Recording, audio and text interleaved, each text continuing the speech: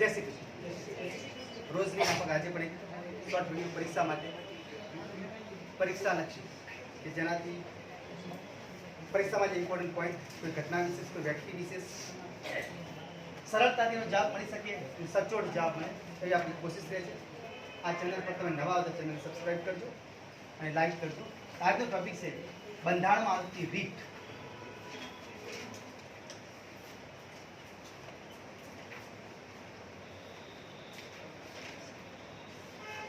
मूलभूत अधिकारों बंधारण भाग 3 से त्या जोवा मळती आ रीत भाग 3 कलम 32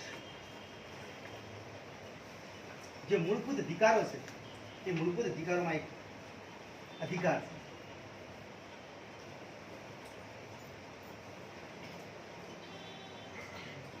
जेने आपणे बंधारणीय रीत कहो।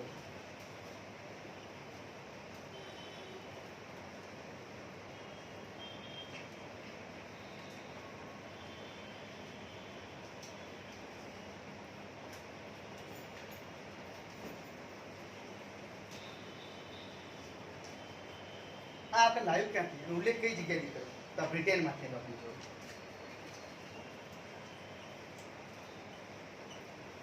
ब्रिटेन में रीट कहवाय कोने तो न्यायालय जे छे न्यायालय એટલે કોર્ટ न्यायालय द्वारा બહાર પડાતું હુકમ અથવા આજ્ઞા જે મેળવવા માટે કરી અને વ્યક્તિ પોતે आज एक अधिकार केळवे એને કહેવાય રીટ। બ્રિટેનમાં આપણે માનો છો કે અત્યારે રાજાશાહી છે, પહેલા બી રાજાશાહી હતી।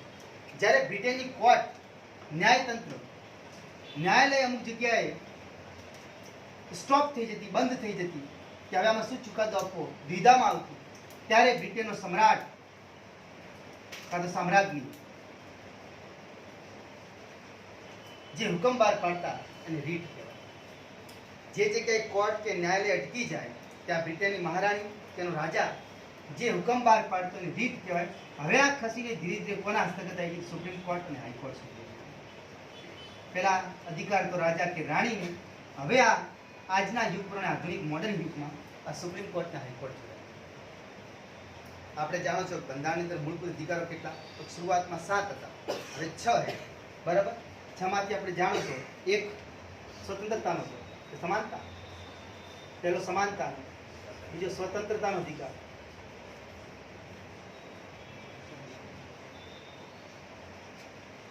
बीजो शोषण विरुद्ध नो अधिकार,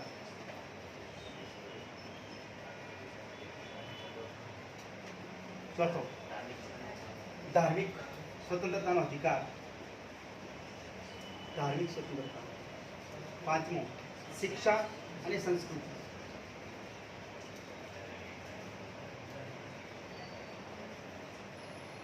छठो तो मिलकत नो अधिकार जे निकली गयो छे बंधारणना आ मिलकत नो अधिकार रद्द थई गयो छे। बंधारणनो सुधारो थयो तो 44 में 1978 में અને રદ કર્યો 44 માં સુધારાથી રદ થઈ ગયો। સાતમા કરારનો તો બંધારણીય ઇલાજનો અધિકાર, ઇલાજો એટલે ઉપચાર, જેને આપણે ઉપચાર હવે આ છઠ્ઠા કરાર આવી ગયો કારણ કે છઠ્ઠાનો ભાગ નીકળી ગયો છે મિલકતનો અધિકાર 44 માં સુધારા 1978 થી। હવે આપણી જોડે આ વધ્યું છે આ બધા મૂળભૂત અધિકારો છે બંધારણના ભાગ 3 માં છે। એનો અર્થ એ થયો કે આપણે મૂળભૂત અધિકારના ઇલાજમાં જ લખેલું છે કે જ્યાં મૂળભૂત અધિકારનું હનન થતું હોય તો કોઈ પણ વ્યક્તિ ડાયરેક્ટ સુપ્રીમ કોર્ટમાં પણ જઈ શકે। આ આપણે તાકાત અને પાવર આપે છે, બરાબર। તો આનો જ આપણે ઉપયોગ કર્યો બંધારણીય ઇલાજનો અધિકાર। બંધારણને પણ તાવ આવે છે ક્યારેક એનાથી બાટલા ચઢાવવા પડે તો એના માટે આ પ્રકારના બાટલા છે। પહેલા 7 હતા અને 6 છે।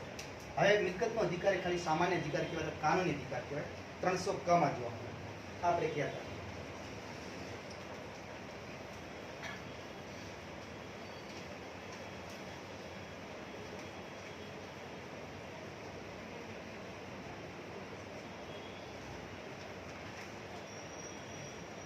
भारतना बंधारणमां 5 प्रकारनी रीतनो उल्लेख जोवा मळे छे। आ 5 प्रकारनी रीत ए 5 प्रकारना बाटला कहेवाय जेनाथी बंधारणने ताव आवे के बीमार थाय तो ठीक थई जाय। 5 प्रकारनी रीतनो आपणे बंधारणनो उल्लेख जोवा मळे। तेना नाम पछी एक भणशो। पहली छे बंदी प्रत्यक्षीकरण।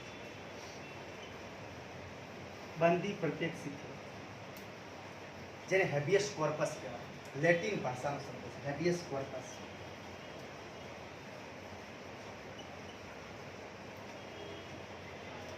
Habeas corpus. બીજું છે પરમાદેશ. પરમ વત્તા આદેશ. માં આવે એટલે અંદર માં મેન્ડેમસ.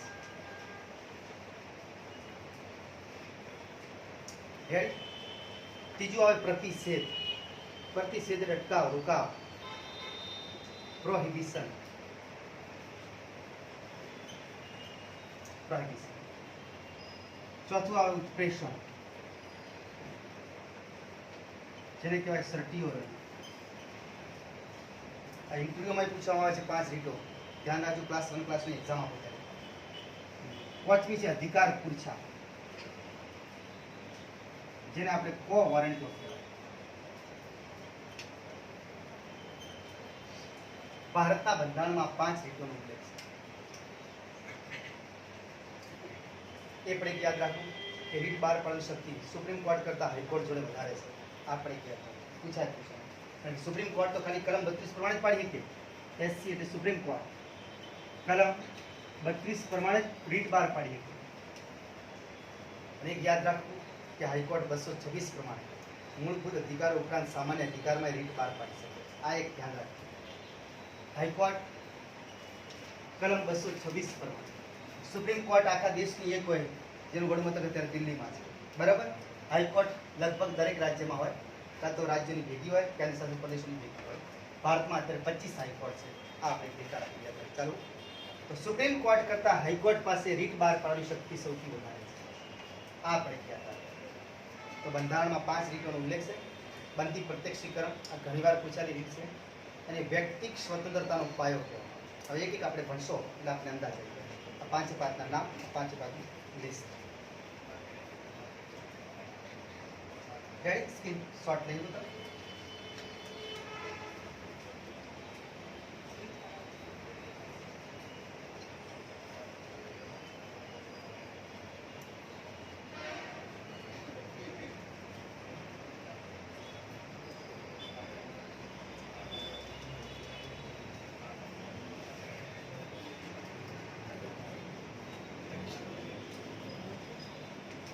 પહેલી રીત છે બંધી પ્રત્યક્ષીકરણ.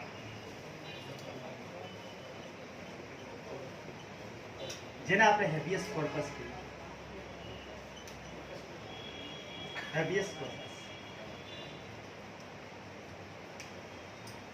લેટિન ભાષાનો શબ્દ છે, જેનો મતલબ થાય છે સશરીર હાજર કરવું, શરીર સાથે હાજર કરવું. લેટિન ભાષાનો શબ્દ છે.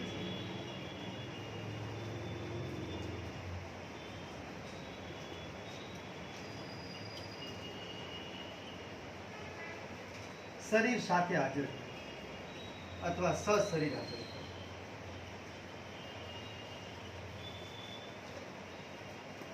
શરીર સાથે અથવા સશરીર હાજર. આ રીતને વ્યક્તિક સ્વતંત્રતાનો પાયો કહેવાય. આ પરીક્ષામાં ઘણીવાર પ્રશ્ન પૂછાય છે. વ્યક્તિક સ્વતંત્રતાનો પાયો કહેવાય.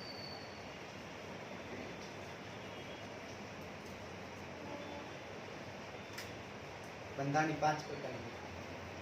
ફરી કહું, જે ટોપિક ડેલી વિડીયો આવે છે એનો ચોપડો આખો અલગ બનાવો. આ તમારા ટોપિકમાં ભેગા થઈ ગયા ને 300 500 તો કોઈ પણ પરીક્ષા માટે એક ઉમેદવાર બની શકો. લાયક ઉમેદવાર છે, પાસ કરી શકશો આરામથી. બેઠા પ્રશ્નો મળશે. વ્યક્તિક સ્વતંત્રનો પાયો કહેવાય. તો આમાં નિયમ શું છે? નિયમ એ છે કે કોઈ પણ વ્યક્તિને ગુનેગારની શંકાની દ્રષ્ટિએ પણ આવી હોય તો આપણા બંધારણના નિયમ પ્રમાણે, કારણ કે આપણે જાણો છો 20 નંબરની કલમ કહે છે ડબલ ઝોપાડી. એક વ્યક્તિ 2 વખત એક ગુના માટે સજા ન થાય. 22 નંબરની કલમ છે ધરપકડ સંબંધિત જોગવાઈ. તો કોઈ પણ વ્યક્તિને તમે બંદી બનાવો કે તમે ગ્રેપ્તાર કરો છો તો 24 કલાકની અંદર નજીકના પોલીસ થાણામાં, નજીકના કોર્ટમાં, નજીકના ન્યાયતંત્રમાં પર હાજર કરવું પડે. ધરપકડ કરે કોણ? પોલીસ. તો પોલીસ પકડીને લઈ જાય વ્યક્તિને તો 24 કલાકની અંદર એ સિટી, એ શહેર જે લાગતું હોય તેની નજીકના ન્યાયાલયમાં એ ગુનેગારને હાજર કરવું. પછી એને બી અધિકાર મળે છે કે એને કયા ગુનેગારની ધરપકડ કરવામાં આવી, કયા ગુના બદલની ધરપકડ થઈ અને વાંક શું હતું. પણ એ ખાસ યાદ રાખવું, જે વ્યક્તિ ખરેખર ગુનેગાર છે ને અને એની ધરપકડ થઈ છે તો આ નિયમ લાગુ નહીં. આ તો શંકા છે કે શંકાના આધારે વ્યક્તિને પકડવામાં આવે છે તો 24 કલાકમાં એની નજીક હાજર કરવું. એક યાદ રાખજો, મુસાફરીનો સમય બાદ કરવામાં આવે. દૂરથી પકડવામાં આવે 24 કલાકમાં ન પહોંચી શકાય, ગાડી પંચર થાય, ગાડી ખરાબ થાય, તો મુસાફરીનો સમય બાદ કરતા 24 કલાકનો ટાઈમ આપેલો છે. 24 કલાકમાં નજીકના ન્યાયાલયમાં હાજર થવું. આ દરેક સુપ્રીમ કોર્ટે તાકાત આપી છે બંધારણની અંદર. ને એટલા માટે તમને કદાચ ખ્યાલ હોય તો બંધારણની ઇલાજનો અધિકારને ડૉક્ટર બાબા સાહેબ આંબેડકર શું નામ આપ્યું છે? બંધારણનો આત્મા કહ્યું છે. આ તો મેં બંધારણનો આત્મા છે. 24 કલાકમાં નજીકના ન્યાયાલયમાં હાજર કરવાનો અધિકાર આપે.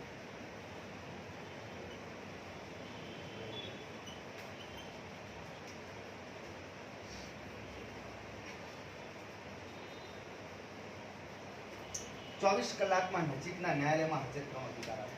કોઈ પણ વ્યક્તિની ધરપકડ થાય તેને બતાવવું પડે કયા ગુનામાં આ વ્યક્તિની ધરપકડ થઈ છે અને આ વ્યક્તિ સ્વતંત્રતા પાયો છે. દરેક વ્યક્તિને અધિકાર આપે છે બંધારણ અને આપણે એનો પ્રયોગ કરી શકીએ. રેડી? તો આ બંધી પ્રત્યક્ષીકરણ છે. જે 5 પ્રકારની રીત છે, એમાં પહેલી રીત આ છે. સુપ્રીમ કોર્ટમાં ડાયરેક્ટ જઈ શકાય. હાઈકોર્ટનો જવાબ ના આપે તો સુપ્રીમ કોર્ટમાં રીટ કરવાની શક્યતા. બાકી કોઈ કેસ ડાયરેક્ટ સુપ્રીમ કોર્ટમાં ના જાય. પહેલાં આપણે નીચેની કોર્ટથી સ્ટાર્ટ કરવું પડે. હારતા હારતા જાઓ, જીતતા જાઓ તો આગળ જવું. જીતે આગળ જવાની જરૂર નહીં પડતો, સામેવાળો છે. બરાબર? જ્યાં આપણે પૂરો સંતોષ ન થાય તો છેક સુપ્રીમ કોર્ટ સુધી જઈએ. પણ સુપ્રીમ કોર્ટ ભારતમાં વ્યક્તિઓ માટે, નાગરિકો માટે છેલ્લો ન્યાય છે. ત્યાંથી જો હાર થઈ જાય તો સજા ભોગવવી જોઈએ.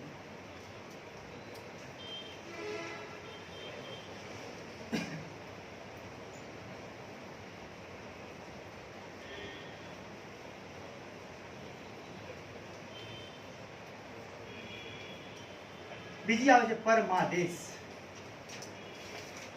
માં અંદર આવી ગયું એટલે મેન્ડેમસ. યાદ રાખવાની, અંગ્રેજી નામે ઘણી વાર પૂછાય છે અને મેન્ડેમસ કહેવાય.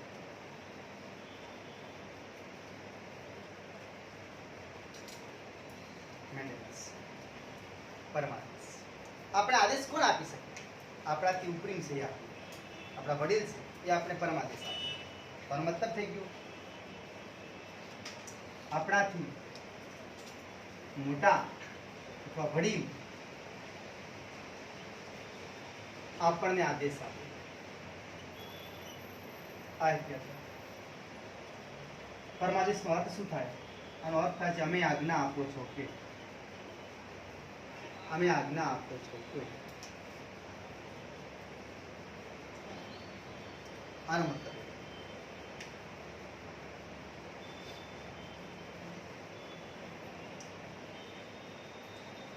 કોઈ પણ સરકારી અધિકારી છે, અર્ધ સરકારી અધિકારી છે, એ પોતાના જે સત્તા પ્રમાણે જે કામ સોંપવામાં આવ્યા છે એ કામ બરાબર રીતે ન કરતો હોય તો એનો ઉપરી અધિકારી આ રીટ દ્વારા એ વ્યક્તિને કંટ્રોલ કરે છે. કારણ કે આપણે શું, તમે આદેશ આપો છો કે તમે તમારી જે કાર્યવાહી તમને સોંપી છે, કામગીરી સોંપી છે, એનું તમે બંધારણના નિયમ પ્રમાણે પાલન કરતા નથી. એટલે આ રીટ તો આપણે ઉદાહરણ પહેલાં બી આપીએ તો તમે કોઈ બી મામલતદાર ઓફિસમાં કે પંચાયત ઓફિસમાં તમે જાઓ અને કાર્યકાળનો સમય ચાલુ હોય અને અધિકારી અંદર બેઠો હોય, તમને વ્યવસ્થિત જવાબ ન આપે, બરાબર, તો તમે આ રીટ કરી કોના ઉપરા અધિકારી કે ભાઈ આ વ્યક્તિ મને આ સમયે કાર્યવાહીનું કામ કરી ચાલુ હતો અને ત્યારે બી અમને બરાબર સંતોષજનક જવાબ ના આપ્યો. એટલે ઉપરી અધિકારી એનાથી જે ઉપરી હોય એ આ વ્યક્તિને થોડાક અંદર આ રીટ દ્વારા કંટ્રોલમાં કરવાની કોશિશ કરે. 2 થી 3 વાર નહીં તો સસ્પેન્ડ પણ કરી શકાય. પણ આ રીતનો એક મોટા મોટી મર્યાદા એ છે, એક રાજ્યપાલને અને એક ભારતના રાષ્ટ્રપતિને આ રીટ દ્વારા કામગીરી સોંપી શકાય નહીં, અથવા એમની આ કામગીરીનું ધ્યાન કરાવી ના શકાય કે રાષ્ટ્રપતિની શું ભૂમિકા છે કે રાજ્યપાલની શું ભૂમિકા છે. રેડી? 2 અપવાદ છે, ખાસ યાદ રાખજો. સરકારી, અર્ધ સરકારી અધિકારી પોતાની કામગીરી વ્યવસ્થિત ન બજાવે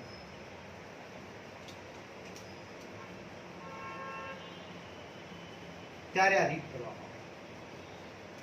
ઉપરી અધિકારીને કંટ્રોલ કરે.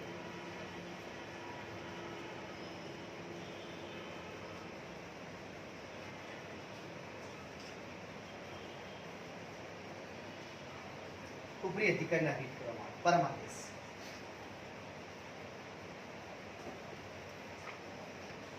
ખાલી એટલું બધું. મર્યાદા શું? મર્યાદા રાષ્ટ્રપતિ અને રાજ્યપાલ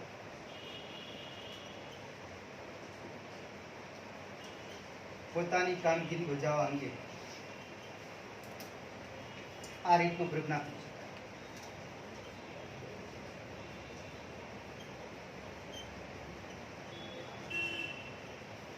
આ ખાસિયત છે.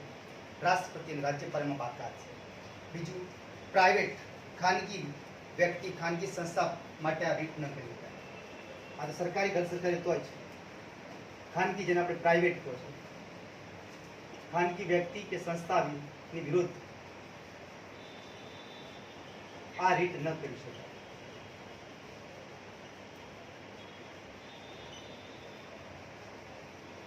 આ પ્રક્રિયા કરે.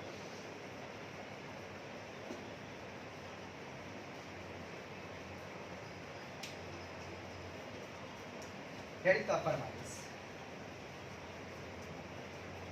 હવે આજ્ઞા આપો.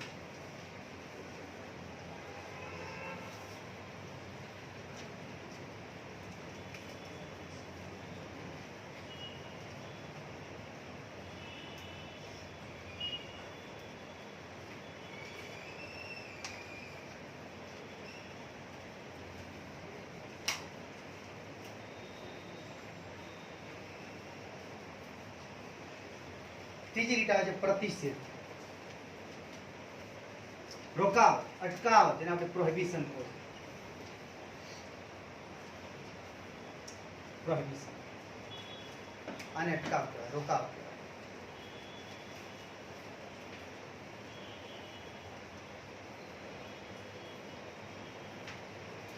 બરોબર? ક્યારે રોકાઈ શકાય? તો આપણે જાણો છો કે આપણે સીમાથી બહાર જતા હોય, લિમિટથી બહાર જતા હોય, ત્યારે આપણને રોકવામાં આવે. ત્યાં કામ તમારું. બરાબર?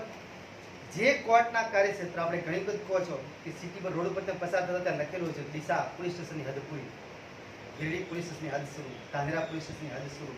એનો અર્થ એ થયો કે જે ન્યાયતંત્રના તાબા હેઠળ આવતા હોય ને એ જ કેસોનો પોતે ચુકાદો આપી શકે, એના બહારના ના આપી શકે. તો આ પ્રતિષેધનો મતલબ એ થાય છે કે રોકાવ, અટકાવ.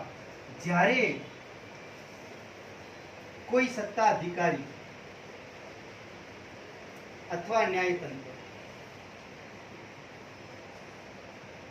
ખાસ તો ન્યાયતંત્રને જ લાગુ પડે છે મોસ્ટલી મોટો ભાગ, જ્યારે કોઈ ન્યાયતંત્ર પોતાના અધિકાર ક્ષેત્રથી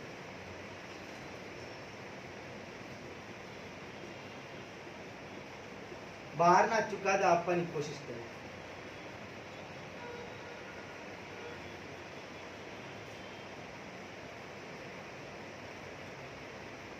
ત્યારે રીટ કરવામાં આવે છે.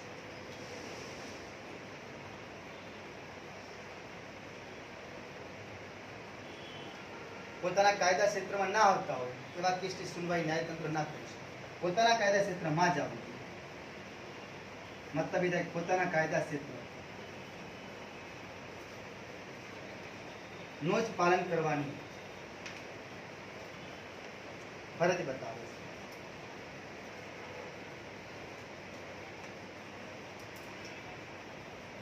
આ રીત ન્યાયિક કે અર્ધ ન્યાયિક ક્ષેત્રે જ થાય છે. ન્યાયિક અથવા અર્ધ ન્યાયિક.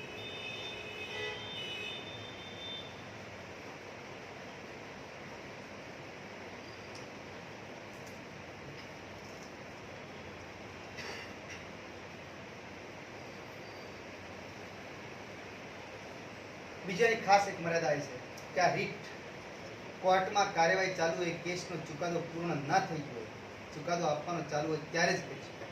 ચુકાદો આપી દીધા પછી આ રીટ કરી શકાય નહીં. આ યાદ રાખજો. મર્યાદા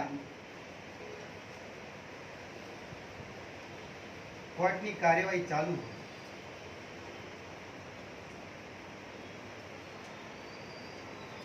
એટલે કે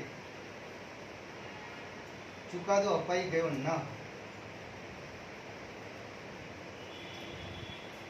કોર્ટના કેસની કાર્યવાહી ચાલુ, કોર્ટના કેસની કાર્યવાહી ચાલુ, કોર્ટમાં જે કેસ ચાલતો હોય એ કેસની કાર્યવાહી ચાલુ હોય એટલે કે ચુકાદો અપાઈ ગયો ના હોય ત્યારે જ આ રીટ કરી શકાય.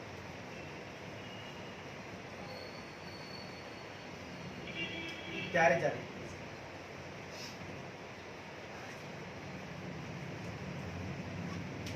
ચુકાદો ના અપાઈ આને પ્રતિષેધ પ્રોહિબિશન. ક્લાસ 1 ક્લાસના ઇન્ટરવ્યુમાં એક પ્રશ્ન રીટમાંથી હોય છે દરેક વ્યક્તિ. खास याद રાખો જો ટાર્ગેટ હોય ગોલ હોય બનવું જ છે પ્રાર્થના ક્લાસ તો હંમેશા યાદ રાખજો કે રીટમાંથી પ્રશ્ન પૂછવામાં આવે છે અને મસ્ત એમ ગોખી દીધું સમજીને ગોખી ચોથી આવે ઉત્પ્રેષણ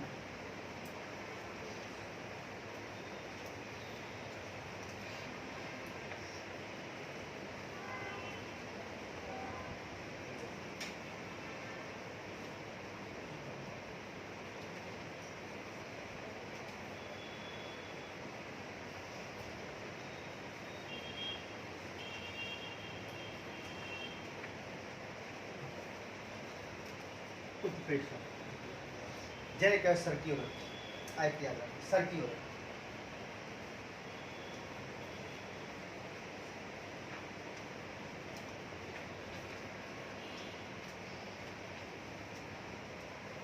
इंग्लिश शब्द છે ઉત્પ્રેષણ સર્ક્યુલર મતલબ થાય છે ઉપર મોકલવું અથવા ઘણીવાર એવું અર્થ થાય છે ઊંડાણપૂર્વક સમજાવવું ઊંડાણપૂર્વક સમજાવવું બંને મતલબ આ છે સર્ક્યુલર ઊંડાણપૂર્વક સમજાવવું તો આપણે ઘણીવાર આ રીતનો ઉપયોગ જોયો હશે કે કોઈ નીચલી કક્ષાની તાબા હેઠળની જે કોર્ટો હોય છે સેશન્સ કોર્ટ હોય કે કોઈ તાલુકા લેવલની કોર્ટ હોય એમાં ઘણીવાર ચુકાદો આપી દેવામાં આવે અને સામેવાળા વ્યક્તિને સંતોષ ના થયો કે આ ચુકાદો મારી વિરુદ્ધ છે તો આ વ્યક્તિ આ રીત કરે ઉત્પ્રેષણ અને મતલબ ઉપરી કોર્ટને જાણ કરે તો ઉપરી કોર્ટ નીચલી કોર્ટને એમ કે તમારા જે ડોક્યુમેન્ટ છે કેસીસ છે કાગળ છે એ બધા અમને ઉપર મોકલી દો અને ઉપર મોકલવું એટલે જ આ ઉત્પ્રેષણ કહેવાય છે ધારો કે હું એમ કહું કે ડીસાની કોર્ટે કોઈ ચુકાદો આપી દીધો પણ આ એ વ્યક્તિના બી વ્યક્તિ એ વ્યક્તિની બી વ્યક્તિનો જે કેસ ચાલતો હતો એની તરફેણમાં ચુકાદો આપી જીતી ગયો છે બી હારી ગયો છે પણ વાસ્તવમાં બી ગુનેગાર નથી અને એમ છે કે કોર્ટે કંઈક થોડું કાચું દળ્યું છે એ પોતે શું કરશે એ સાથી ઉપરી પાલનપુરી સેશન્સ કોર્ટ ત્યાં રીટ થાય તો આનો મતલબ કે આ સેશન્સ કોર્ટ આપોઆપ ડીસા કોર્ટને જાણ કરે કે તમે આ દિવસે આ ચુકાદો જે આપ્યો છે એને તમે ઊંડાણપૂર્વક સમજાવો તો અમને કાગળિયા મોકલી દો ઉપર અમારી જોડે મોકલી દો વિસ્તારથી સમજાવો સવિસ્તારથી સમજાવો કે પછી આ કોર્ટ થોડું એના કરતાં ડીપલી તપાસ કરે આમાં સંતોષ ન થાય તો આનાથી આગળ હાઈકોર્ટ ને પછી સુપ્રીમ કોર્ટ એટલે આ રીટ કરવામાં આવે ઉત્પ્રેષણ કહેવાય એક જગ્યાએ આપણે સંતોષ ના થયો હોય તો આપણે એ કોર્ટની વિરુદ્ધ રીટ કરો એટલે આપણો કેસ આગળ ચાલ્યો જાય પણ સુપ્રીમ કોર્ટ છેલ્લી સત્તા છે અહીંથી જે ચુકાદો મળે દરેક વ્યક્તિ સ્વીકારવો જ પડે કારણ કે ભારતની અંતિમ સત્તા સુપ્રીમ કોર્ટ છે આપણે ધ્યાન રાખીએ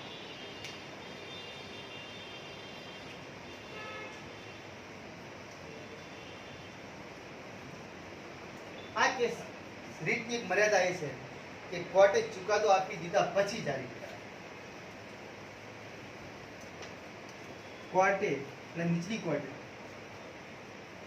ચુકાદો આપી દીધા પછી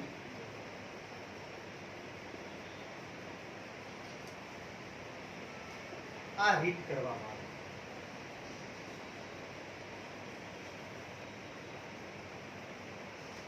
નીચલી કોર્ટ ચુકાદો આપી દે પછી જ આ રીટ કરી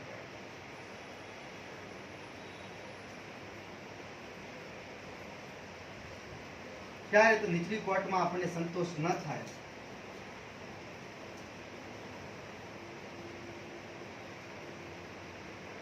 તો ઉપલી કોર્ટમાં જવા રીટ કરવામાં આવે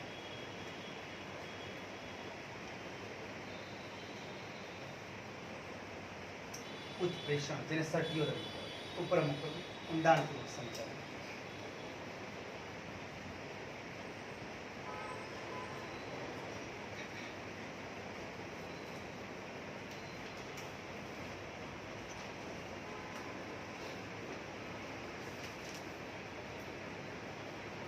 ચાલો રેડી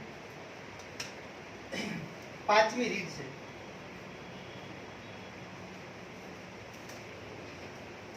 અધિકાર પૂછ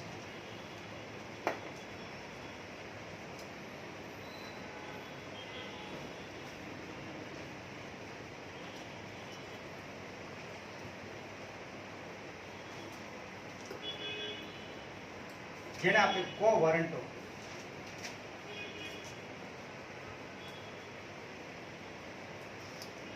અધિકાર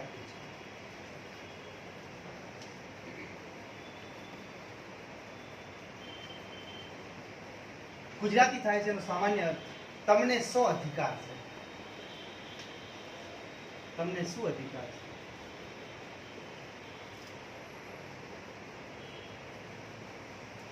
તમને શું અધિકાર છે? આનો મતલબ કે આપણા બંધારણમાં જે પદ બતાવ્યા છે એ પદ ઉપર જે વ્યક્તિ ખરેખર લાયક નતો એના પર બેસી જાય ત્યારે આ રીટ કરવામાં આવે છે. આ ફરજિયાત શબ્દ યાદ રાખજો. બંધારણમાં દર્શાવેલો હોદ્દો જોવો જોઈએ. બંધારણમાં દર્શાવેલા હોદ્દા પર લાયક ના હોય, ડિગ્રીની દ્રષ્ટિએ ગણો કે ઉંમરની દ્રષ્ટિએ કે કઈ કોઈ બી કારણ હોઈ શકે, લાયક ના હોય તો પણ એ હોદ્દો ધારણ કરે તો અધિકાર પુરુષાની રીટ કરવામાં આવે છે. આ રીટ કરવામાં આવે છે.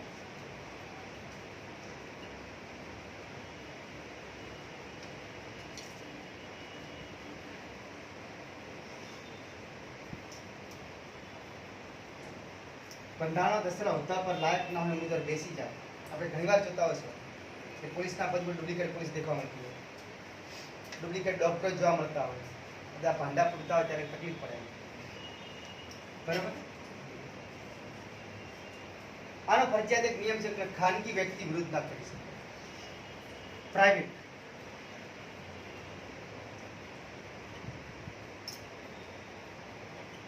પ્રાઇવેટ વ્યક્તિ કે સંસ્થા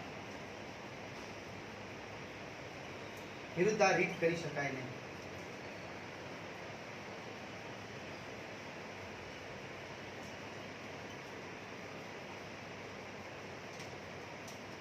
મૂળ મર્યાદા એ કે ભારતના બંધારણમાં બતાવેલો હોદ્દો હોવો જોઈએ, સરકારી છે કાં તો અર્ધ સરકારી.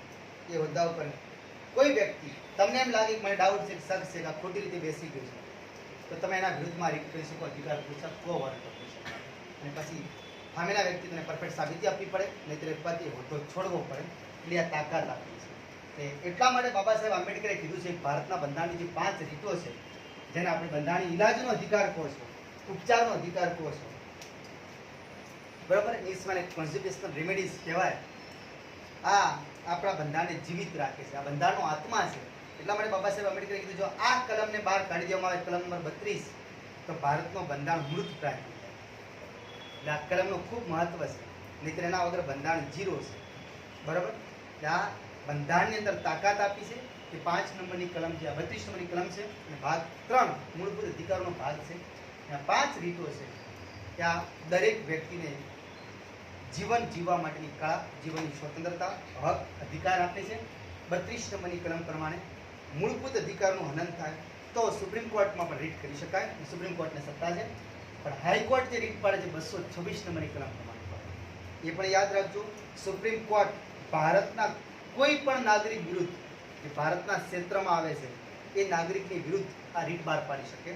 જ્યારે હાઈકોર્ટનો નિયમ છે કે હાઈકોર્ટ પોતાના ક્ષેત્રની અંદર આવતા નાગરિક વિરુદ્ધ જ રીટ બહાર પાડી શકે. એનો મતલબ કે ગુજરાતની હાઈકોર્ટ રાજસ્થાનના વ્યક્તિ વિરુદ્ધ રીટ બહાર ના પાડી શકે. આ ખાસ એક મગજમાં ધ્યાન રાખજો. આ રીટોનો ઉલ્લેખ છે. તો આ 5 પ્રકારની જે રીટ બંધારણની ભાષા, બંધારણ વકીલોનું વરદાન કહેવાય. આપણે સરળતાથી ખબર ના પડે એને સમજવા માટે ખૂબ બધા પ્રયત્નો કરવા પડે. બરાબર? તો આપણે આજ કોશિશ કરી બંધારણનો એક આખો ભાગ 3નો જે ભાગ જૂની કલમ 32 શોર્ટ એન્ડ સ્વીટ સમજવાની કોશિશ કરી. પરીક્ષામાં આશા રાખું કે તમે આમાંથી પ્રશ્ન કોઈ પણ ક્લિક કરી શકશો. ફરી મળીશું નવા વિડીયો સાથે. જય હિન્દ, જય ભારત.